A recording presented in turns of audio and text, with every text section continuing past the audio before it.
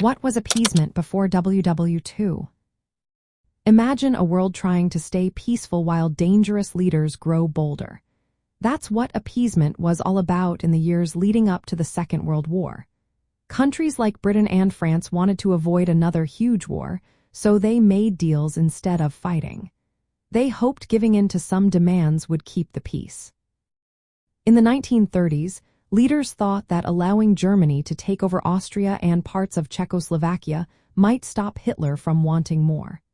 The most famous example is the Munich Agreement in 1930, where Britain and France agreed to let Germany have the Sudetenland. They believed this would satisfy Hitler's wishes and prevent a larger conflict. Appeasement meant making political, territorial, or economic concessions. For example, Britain didn't oppose Italy's invasion of Ethiopia in 1935, and they ignored Germany's early aggressive moves. The idea was to keep Europe stable by avoiding military clashes. Leaders thought that if they negotiated and gave some ground, they could prevent war altogether. But this plan didn't work. Hitler kept expanding his territory, breaking promises he made during negotiations. He invaded Poland in 1939, which started the Second World War.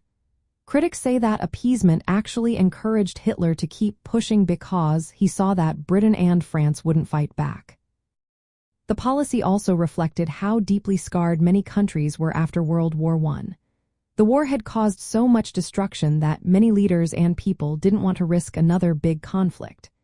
International groups like the League of Nations tried to stop aggression, but they weren't strong enough. Many believed that talking and making deals was the best way to keep peace. In lessons about World War II, appeasement is seen as a mistake that helped lead to the war. It shows how difficult diplomacy can be when dealing with aggressive regimes. It also reminds us that trying to avoid conflict by giving in can sometimes make things worse if the other side keeps pushing. Leaders had to balance the hope for peace with the need to stand up to injustice, a challenge that still echoes today.